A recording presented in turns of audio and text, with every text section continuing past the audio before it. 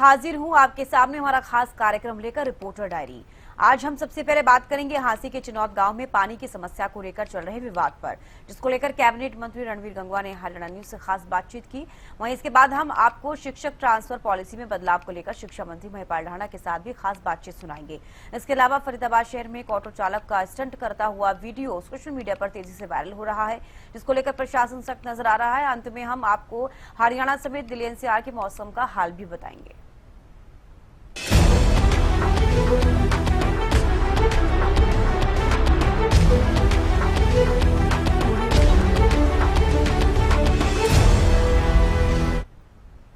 Haryana news पर हांसी के चिनौत गांव में पानी की समस्या को लेकर चल रहे विवाद पर कैबिनेट मंत्री रणवीर गंगवा ने बयान दिया।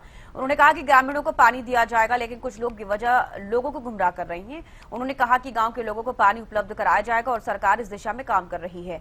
उन्होंने कहा कि केंद्र और राज्य का पानी का कोटा अलग अलग होता है और उसी हिसाब से सप्लाई की जाती है। उन्होंने बताया कि अमृत योजना के तहत पाइपलाइन का काम चल रहा है, जिससे भविष्य में पानी की सप्लाई और बेहतर होगी। साथ ही उन्होंने कहा कि 11 सदस्यीय कमेटी को भी निर्देश दे दिए गए थे कि जरूरत पड़ने पर स्पेशल लाइन के जरिए पानी की व्यवस्था की जाए। साथ ही मंत्री ने ग्रामीणों से अपील की कि वे किसी बहकावे में न आए और प्रशासन पर भरोसा रखें।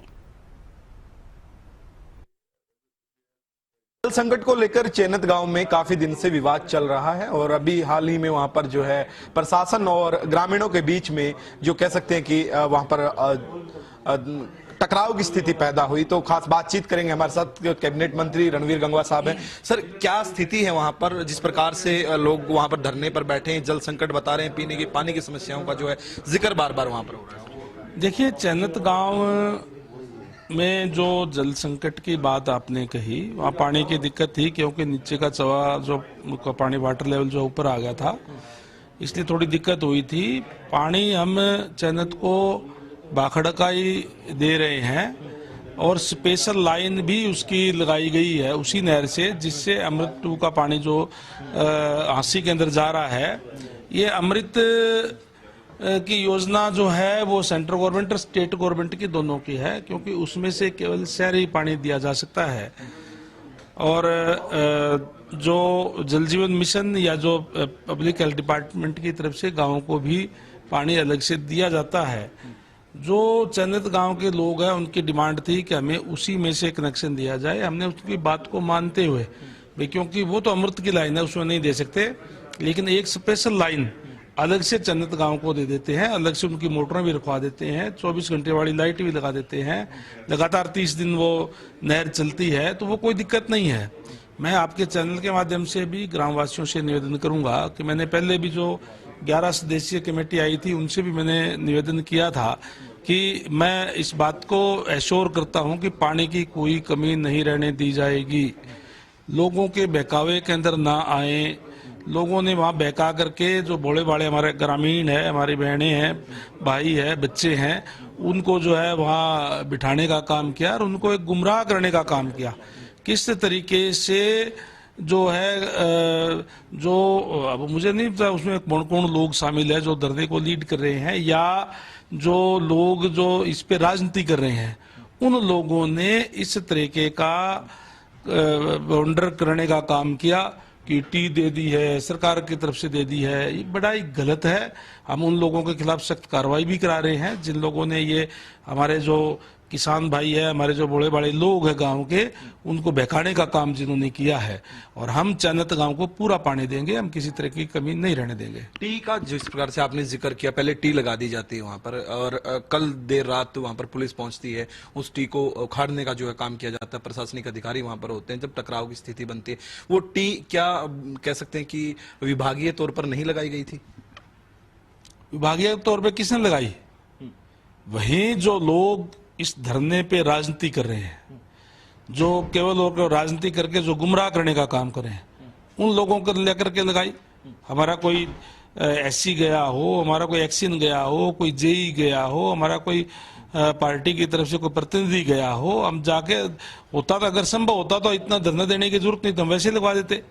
लेकिन क्योंकि एक इसका तरीका है, ये जो अमृत योजना का पानी जो पैसा है वो 60 और 40 की रेशियो का जो है सेंट्रल गवर्नमेंट का स्टेट गवर्नमेंट का होता है, वो उसमें से हम नहीं दे सकते। और ये भी गुमराह करने का काम किया गया लोगों को कि कई जगह पे तो अमृत योजना के तहत जो है उसमें गांवों को पानी दिया गया है, अम्बाड़ा में दिया गया है, बिल्कुल गलत कहा गया है। कहीं भी कोई किसी भी जिले के अंदर जो अमृत योजना का जो पैसा है, चाहे अमृत 1 का हो चाहे अमृत 2 का हो, उसके अंदर कोई भी इस तरीके का ग्रामीण क्षेत्र के अंदर कार्य नहीं किया गया। जल जीवन मिशन के तहत ग्रामीण क्षेत्र के अंदर चाहे पानी देने की बात हो, चाहे नई पाइपलाइन बिछाने की बात हो, चाहे बूस्टिंग स्टेशन बनाने की बात हो, तमाम वो कार्य हम करते हैं। सर, आपकी तरफ से क्या आश्वासन उन ग्रामवासियों को जिनको पानी की दिक्कतें आ रही हैं? सर, माननीय हमारे यशस्वी प्रधानमंत्री जी का नारा है कि हर घर में नल और नल में स्वच्छ जल, और निश्चित तौर पर हमारा डिपार्टमेंट करेगा और हम उसको उनके लिए नई पाइपलाइन भी बिछा रहे हैं।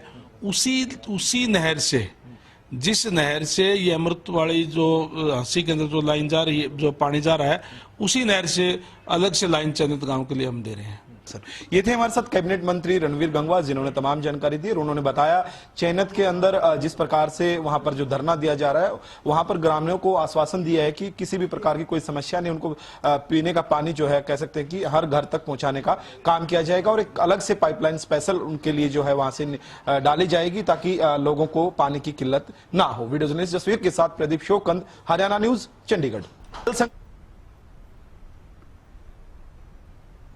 शिक्षा मंत्री भयपाल ढाणा से हरियाणा न्यूज ने खास बातचीत की। इस मौके पर उन्होंने हरियाणा में शिक्षक ट्रांसफर पॉलिसी में बदलाव को लेकर बड़ा बयान दिया है।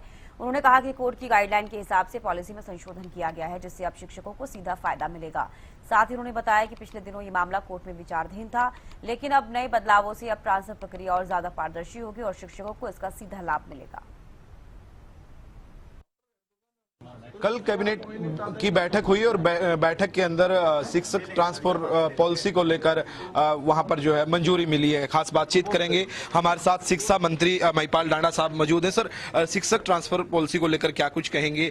जिस प्रकार से आप कह भी रहे थे कि अब सिफारिश नहीं चलेगी, तो क्या कहना चाहेंगे? नहीं, वो तो पहले से ही है। देखिए, माननीय मुख्यमंत्री नायब सैनी जी ने जो शिक्षक पॉलिसी थी हमारी पहले, जो माननीय मनोहर लाल जी के इस वक्त जो बनी थी, उस वक्त ही ये जो ट्रांसफर पॉलिसीज में धांधली होती थी, ट्रांसफर में धांधली होती थी, उसी को लेकर तो पॉलिसी बनी थी कि भाई कोई आदमी वंचित ना रह जाए अपने हक से, उसको ईमानदारी से उसके दिए गए स्टेशनों में उसको स्टेशन मिल जाए।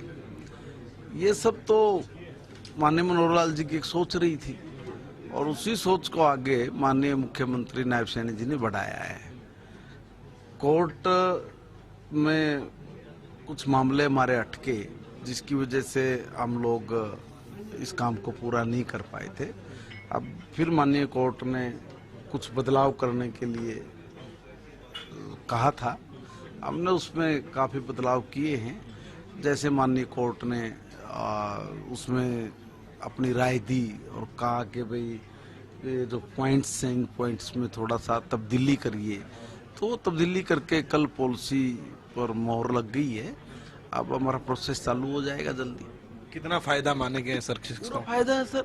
देखिए, शिक्षकों को अपने मनपसंद स्टेशन मिल जाना ये कोई छोटा काम नहीं है और कोई ये भी नहीं कि भाई कोई 2-4-5 हजार लोगों की ट्रांसफर हो। ये तो हजारों हजार हमारे ऐसे शिक्षक हैं जिनको इसका पूरा लाभ मिलने वाला है। कोई पॉलिसी इस तरह से बनी है कि हर जो हमारे श्रेष्ठ गुरुजन हैं उनको इसका लाभ मिलेगा। बस मेरा तो यही है कि ये पॉलिसी एक बार ठीक से बनकर सिरे चढ़ जाए। सर, विपक्ष जिस प्रकार से लगातार निशाना साधता है सरकारी स्कूलों को लेकर, क्या स्थिति है अभी? क्या मानते हैं आप? लगातार जायजा भी ले रहे होंगे, अभी क्या स्थिति? देखिए, विपक्ष को कुछ ना कुछ तो बोलना ही है। वो अपना काम कर रहे हैं, हम अपना काम कर रहे हैं। हमने कहा है कि गुणवत्तापूर्ण शिक्षा ये हर बच्चे को मिले, उसके लिए सरकार कटिबद्ध है और अपनी प्रतिबद्धता पर बिल्कुल एकदम खरी उतर रही है। हमारा हरियाणा का बच्चा जिस अभाव में हम लोगों ने एजुकेशन ली, उस अभाव में हमारे बच्चे एजुकेशन नहीं लेंगे।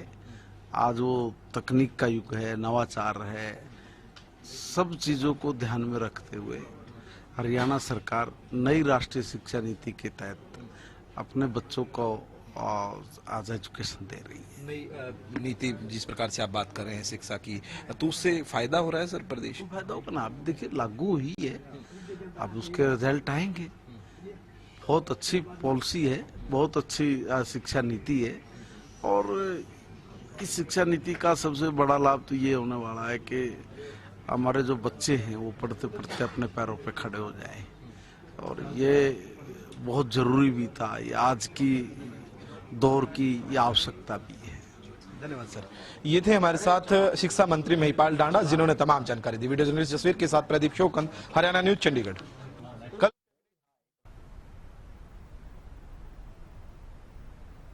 फरीदाबाद शहर में एक ऑटो चालक का वीडियो सोशल मीडिया पर तेजी से वायरल हो रहा है, जिसमें वे चलती ऑटो के साथ सड़क पर स्टंट करता नजर आ रहा है। वीडियो में चालक ट्रैफिक नियमों की खुलेआम धज्जियां उड़ाता दिखाई दे रहा है। घटना के बाद लोगों में नाराजगी देखने को मिल रही है और कई यूजर्स ने इसे सड़क सुरक्षा के लिए गंभीर खतरा बताया। फिलहाल पुलिस वायरल वीडियो के आधार पर मामले की जांच में जुटी हुई है और ऑटो चालक की पहचान की जा रही है।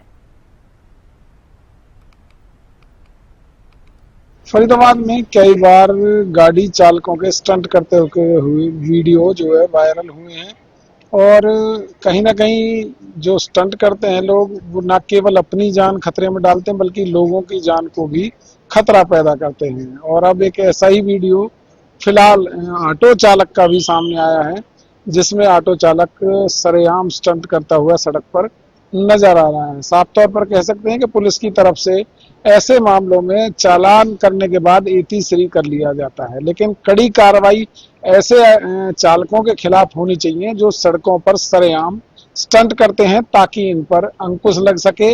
और कहीं ना कहीं जो स्टंट बाजी के वीडियो हैं, इनसे कहीं ना कहीं जो बच्चे भी गलत शिक्षा लेते हैं। और साफ तौर पर कह सकते हैं कि जो ऑटो चालक है वो कहीं ना कहीं अपनी जान को भी जोखिम में डालता हुआ दिखाई दे रहा है, और लोगों के साथ, लोगों की जान के साथ भी खिलवाड़ करता हुआ नजर आता है। फरीदाबाद से हरियाणा न्यूज के लिए राजेंद्र। करनाल में बारिश और तेज आंधी का अलर्ट जारी किया गया है। इन जिलों में मौसम बदलने के साथ तेज हवाओं और गरज के साथ बारिश की संभावना जताई गई है। वहीं डबवाली क्षेत्र में पहले ही तेज आंधी के साथ झमाझम बारिश दर्ज की गई, जिससे उमस भरी गर्मी से राहत मिली। मौसम विभाग के अनुसार ये बारिश किसानों के लिए भी फायदेमंद साबित हो सकती है, जिससे खरीफ फसलों को लाभ मिलेगा।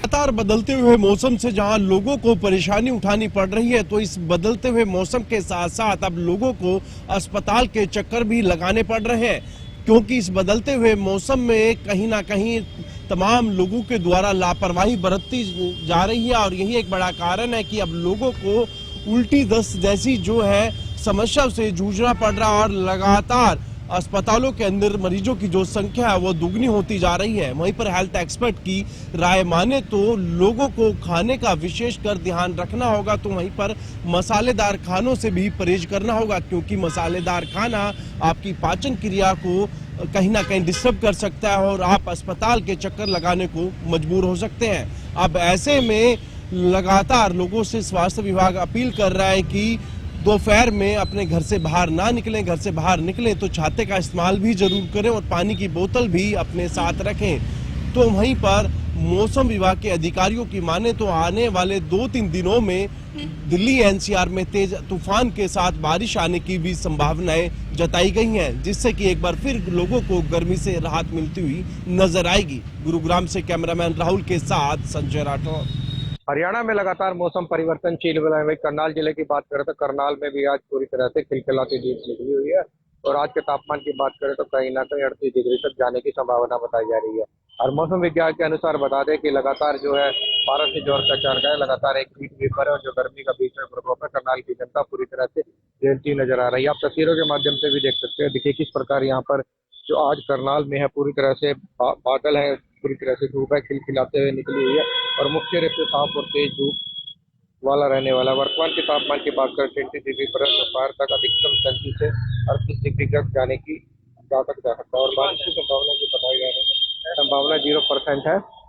और सुबह के तापमान की बात करें 33 डिग्री के आसपास है, जो दोपहर के 1:30 से 4 के बीच बढ़कर 37 से 80 तक पहुंच जाता है।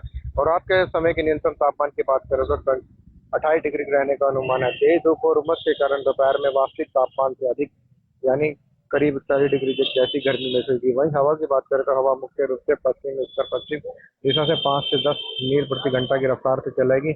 हवा में नमी की बात करें तो सुबह करीब 50%, दोपहर से घटकर 20% हो जाएगी। और दोपहर के समय का यूवी इंडेक्स की बात करें तो कहीं ना कहीं उच्च रहने वाला और धूप से निकलने से पहले त्वचा और आंखों का बचाव करके निकले, क्योंकि देखा जा रहा है कि जिस प्रकार से भीषण गर्मी पड़ रही है उसी तरह से कहीं ना कहीं जो है बीपी, शुगर, डिहाइड्रेशन की प्रॉब्लम लगातार बढ़ रही है, जिसके चलते कहीं ना कहीं स्वास्थ्य विभाग की बात करें तो पूरी तरह से अलर्ट मोड पर है। 24 से 28 जून की बात करें तो गर्मी पूरी तरह और बढ़ेगी। इससे तापमान 2.5 डिग्री सेल्सियस है और आसमान पूरी तरह से साफ रहेगा। देखा जा रहा है कि किस प्रकार करनाल की जनता पूरी तरह से गर्मी का प्रकोप झेलती नजर आ रहा है। वहीं स्वास्थ्य विभाग की बात करें तो जिला प्रशासन की बात करें वो भी जनता को जागरूक करने का काम कर रहा है, क्योंकि देखा जा रहा है कि जिस प्रकार यहाँ पर गर्मी पड़ रही है, क्योंकि शाम के समय देखा जाता है कि 6 बजे के आसपास कहीं ना कहीं तेज आंधी तूफान देखने को मिलता है, मगर अब बारिश आने की संभावना तो बताई जाती है, मगर बारिश नहीं हो रही है, जिसके कारण 37 से 38 डिग्री तक पहुंचा हुआ है, क्योंकि लगातार गर्मी का प्रकोप है दिन प्रतिदिन बढ़ रहा है। क्योंकि अभी मानसून प्री एक्टिव होना जब तक जुलाई नहीं आता, क्योंकि मानसून की शुरुआत जुलाई में होगी, जिससे कि करनाल की जनता को राहत मिलेगी, मगर अभी कोई राहत मिलने की संभावना नहीं बताई जा रही है, क्योंकि मौसम विभाग के अनुसार भी कहा जा रहा है कि भीषण गर्मी लगातार एक चरम सीमा पर है, तो इससे बचे और खासकर बच्चों और बूढ़ों का खासकर ध्यान रखें। जरूरी काम हो तभी घर से बाहर निकले, अन्यथा घर से बाहर ना निकले। और जिला प्रशासन की तरफ से भी एक एडवाइजरी जारी की है, धूप से निकलने के लिए अवॉइड करें, अगर निकले तो खासकर अपने मुंह को ढककर रखें, सनस्क्रीन लोशन का यूज करें और गमछे का प्रयोग करें। करनाल से हरियाणा न्यूज के लिए विकास कुमार। जिला सोनीपत में आसमानी कहर को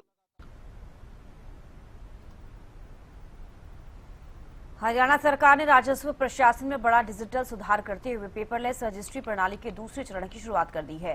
मुख्यमंत्री नायब सिंह सैनी ने मंगलवार को चंडीगढ़ में आयोजित कार्यक्रम में नई व्यवस्था लॉन्च करते हुए कहा, अब प्रदेश में रजिस्ट्री और इंतकाल की प्रक्रिया पूरी तरह एक दूसरे से जुड़ जाएगी और नागरिकों को अलग से इंतकाल के लिए आवेदन करने की जरूरत नहीं होगी। मुख्यमंत्री ने इसे राजस्व प्रशासन में बेहतर सुधार बताते हुए कहा कि नई व्यवस्था से लाखों किसानों, भूस्वामियों और आम नागरिकों को राहत मिलेगी।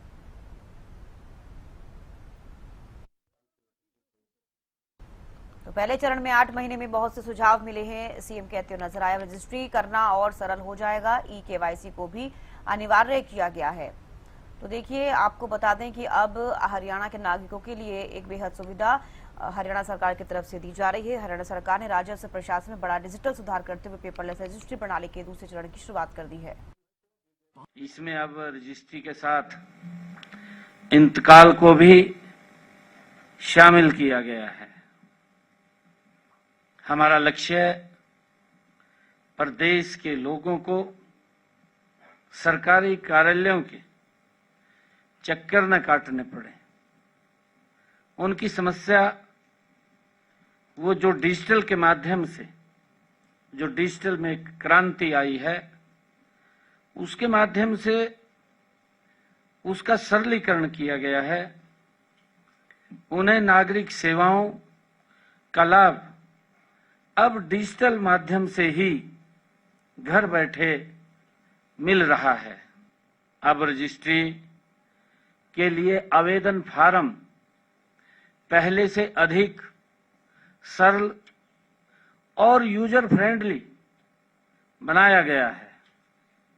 दोनों पक्षों के लिए आधार, ई-केवाईसी अनिवार्य किया गया है। इससे पहचान की 100% वो पुष्टि होगी।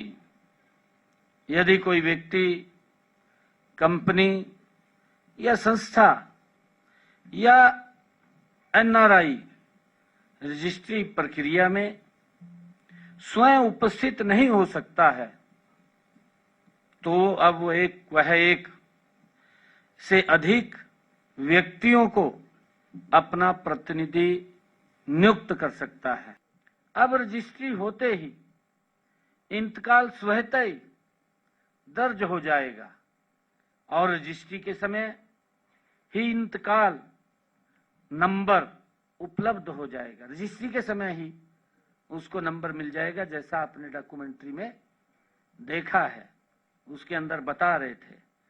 और जिन मामलों में खेवट विभाजन की जरूरत नहीं होगी, खेवट का विभाजन नहीं है, क्योंकि परिवार के 2 लोग 3 लोग भी उसके अंदर हिस्सेदार हो सकते हैं, उनमें 24 घंटे के भीतर इंतकाल मंजूर हो जाएगा, जिनमें खेवट विभाजन की जरूरत नहीं है।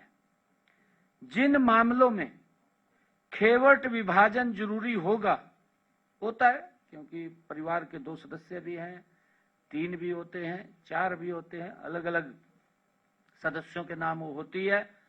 जिन मामलों में खेवट विभाजन जरूरी होगा, उसमें अधिकतम 10 दिनों के भीतर इंतकाल का निपटान इस के माध्यम से किया जाएगा।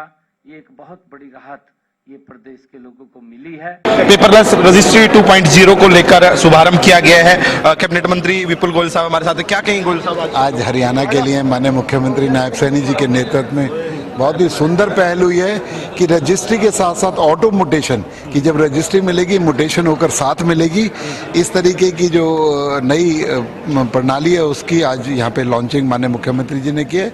और उसके अलावा पेपरलेस रजिस्ट्री 2.0 भी लॉन्च किया गया, जो उससे और बेहतर करने के लिए कि व्यक्ति अपने आप फॉर्म भर के रजिस्ट्री करा सके, रजिस्ट्री के अंदर किसी तरीके की और अनियमितताएं ना आ सकें और रजिस्ट्रेशन सिस्टम फास्ट हो सके, इस तरीके के काम का भी लॉन्च किया गया है। मैं समझता हूँ इसको हमने पहले 1 महीने से इसका पूरा का पूरा तहसीलों के अंदर एक प्रैक्टिस करने का काम किया, 50,000 रजिस्ट्रियों को ऑटो मुटेशन कराने का काम किया। और एक बहुत बड़ी बात कि जो मुटेशन के पेंडिंग वो पड़े थे 4 लाख, हमने मुटेशन जो है पेंडिंग पड़े उसको करने का काम किया।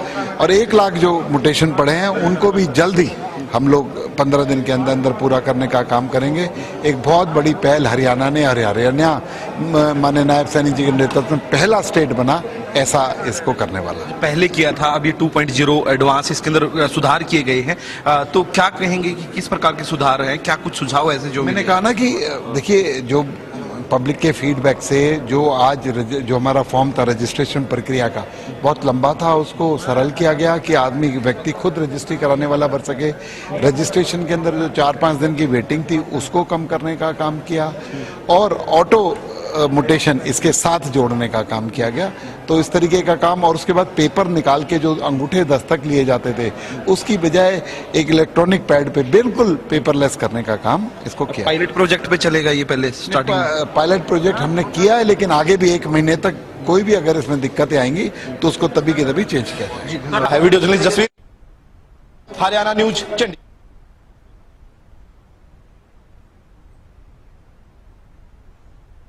और यहाँ रुक रहे छोटे से ब्रेक ले, जल्द लौटेंगे।